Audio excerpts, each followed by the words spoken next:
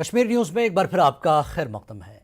अपनी पार्टी के senior leader Vikram Malhotra ने वजीर आजम के हवाले से कांग्रेस लीडर अब्दुल रशीद डार के काबिल एतराज बयान की मजम्मत की है। वाज़ेह के डार ने कहा था कि कांग्रेस हुकूमत आने पर मोदी को फांसी दी जाएगी। इस तरह से आज भारत के प्रधानमंत्री के लिए कांग्रेस पार्टी के एक सीनियर नेता के द्वारा अपशब्दों का प्रयोग किया गया है, बहुत ही निंदनीय और शर्मनाक बात है। वो देश के प्रधानमंत्री हैं, ना कि केवल भारतीय जनता पार्टी के, और देश के सर्वोच्च पद पे बैठे हुए व्यक्ति के लिए ऐसे अपशब्दों का जो चयन उन्होंने किया, मुझे लगता है उसके लिए उनको माफ़ी मांगनी चाहिए। कांग्रेस पार्टी को भी माफ़ी मांगनी चाहिए। जो राजनीति है वो विचारधाराओं की लड़ाई होती है, उसको व्यक्तिगत नहीं बनाया जाना चाहिए। इन शब्दों का जो प्रयोग कांग्रेस पार्टी के सीनियर लीडर द्वारा किया गया है उसकी निंदा करते हैं और चाहते हैं कि वो प्रधानमंत्री मोदी और देश से माफ़ी मांगे। आरएसएस के सरबराह मोहन भागवत ने कहा कि कश्मीरी पंडितों की वादी वापसी अब उनकी तंजीम की तरजीहात में शामिल है।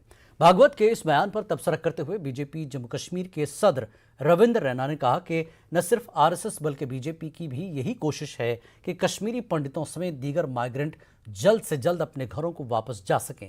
उन्होंने कहा कि माइग्रेंटों ने अपना घर बार छोड़ने के बाद काफ़ी मुश्किलात का सामना किया है। अब वक्त आ गया है कि वादी में दोबारा उनकी बाज़ाबतकारी को यकीनी बनाया जाए। जिला राजौरी के चटियारी इलाके में सैलाब की वजह से मां बेटी के हलाक होने का खदशा जाहिर किया जा रहा है। बताया जाता है कि गुज़श्ता शब इलाके के एक नाले में सैलाब आया। इस दौरान 60 साल गुलजार बेगम और उनकी बेटी 40 साल मकसूदा बेगम पानी के साथ बह गईं। लोगों का कहना है कि कल रात शदीद बारिश के बाद दोनों मां बेटी पानी को खेतों में जाने से रोकने की कोशिश कर रही थी। इस दौरान काफ़ी मकदार में पानी आने से वो बह गईं। खबर मिलते ही पुलिस की टीम और मकामी लोग जाए वारदात पर पहुंचे और बचाव कार्रवाई शुरू कर दी। बाद में गुलजार बेगम की लाश बरामद हुई। दूसरी खातून की तलाश आखिरी इत्तला मिलने तक जारी थी। में था तो पता चला कि यहाँ डेड बॉडी है, तो दौड़ के आए, साथ मेरे और काफ़ी लोग थे।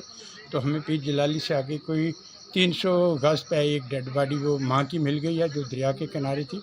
वो वापस न जा सकी, उसकी लड़की थी तो जो उसने भी माँ को पकड़ा और दोनों वो नाले में रुड़ गई। प्रिंसिपल सेशन कोर्ट कुलगाम ने कत्ल के एक मामले में फैसला सुनाते हुए कॉन्ट्रैक्ट किलर मुजरिम को उम्र कैद की सजा सुनाई। पुलिस थाना कुलगाम में दर्ज कत्ल के एक मामले में शाहजहां पडर साकिना मरहमा कुलगाम को कोर्ट ने कत्ल के केस में उम्र कैद की सजा सुनाई है। यह केस जिला कोर्ट में 11 बरसों से जेर समाअत था। प्रोसिक्यूशन के मुताबिक ऐसे फैसलों से अदलिया पर आवाम का भरोसा मजीद मुस्तहकम होता है। जुडिशरी का तो फेथ है ही, because judiciary is a last resort. Definitely faith इससे और स्ट्रेंथ होता है, क्योंकि जो गलत करता है उस गलत की सज़ा बहरहाल उसको सज़ा मिलेगी और इसमें कोई शक नहीं है, कोई दो राय नहीं है। और जुडिशरी में मे बी बिकॉज ऑफ ज़्यादा केसेस है इसलिए थोड़ा डिले हो जाता है। अदरवाइज इंसाफ का जो तकाजा है वो जुडिशरी में मुकम्मल होता है और इस पर पब्लिक का फेथ इन ऐसे फैसलों से ज़्यादा बढ़ जाता है। NRHM वर्कर्स ने GMC जम्मू के बाहर एहतजाज किया। ये वर्कर उनकी सर्विस को जारी रखने की मांग कर रहे हैं। उनका कहना है कि कोविड के मुश्किल दौर में उन्हें काम करने के लिए बुलाया गया था। एहतजाजियों का कहना है कि एक चैलेंज के बावजूद वो कौम की खिदमत करने के जज्बे से सामने आए और अपनी खिदमत पेश की। उनका कहना है कि मुश्किल हालात में लोगों की खिदमत के एवज उन्हें बर्खास्त किया जा रहा है। टर्मिनेशन लेटर दिया जा रहा है। ये हाल हो रहा है जो कोविड वॉरियर्स थे, जब कोविड पीक पे था, जिन्होंने सबने मिलके संभाला था, उनके साथ ये सलूक किया। हम उनसे बस इतना चाहते हैं कि अगर हमने अपनी सर्विसेज जी जान से दी हैं तो आज वो हमारे लिए खड़े हों, हमारी सर्विसेज को कंटिन्यू रखा जाए, क्योंकि हम कुछ भी इंक्रीमेंट नहीं मांग रहे, इंक्रीज नहीं मांग रहे, कुछ भी नहीं मांग रहे। आज हमें टर्मिनेट किया जा रहा है ये बोल के कि तो हमारे मारूफ अदाकार और शायर मरहूम फारूक आफाक को खराज अक़ीदत पेश करने के लिए श्रीनगर में एक तकरीब का इनेकाद किया गया। कालिदास थिएटर श्रीनगर की जानब से मुनक़्क़दा ताज़ियती इजलास में काफ़ी तादाद में सरकर्दा फ़नकारों, शुअरा, सिविल सोसाइटी के मेम्बरान और दीगर लोगों ने शिरकत की। मुक़र्रिरीन ने मरहूम फारूक आफाक की खिदमात को याद किया। मरहूम को खराज अक़ीदत पेश करते हुए उन्होंने फारूक आफाक की वफ़ात को फ़नकार बिरादरी के लिए बड़े नुकसान से ताबीर किया।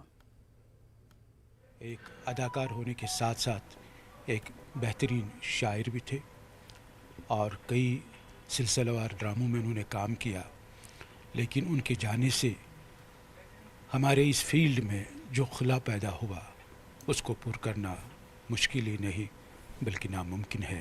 और उसके चाहने वाले जो हैं वो उन किरदारों को याद करते रहेंगे और आफाक साहब को याद करते रहेंगे। राइटर को हम यहाँ से लिखते थे, कहते थे कि भाई फारूक साहब के लिए ऐसा रोल लिखा जाए, क्योंकि he was a multi dimensional character, multi dimensional personality. बहुत अफसोस है कि वो हमसे बिछड़ गए। हमारे सफ़ों में, हमारे अदाकार बरादरी में, हमारे फ्रेटर्निटी में उसके चले जाने से बहुत ही बड़ा खला पैदा हो गया है और उस खला को पूरा करना बहुत ही नामुमकिन नहीं बल्कि मुश्किल है।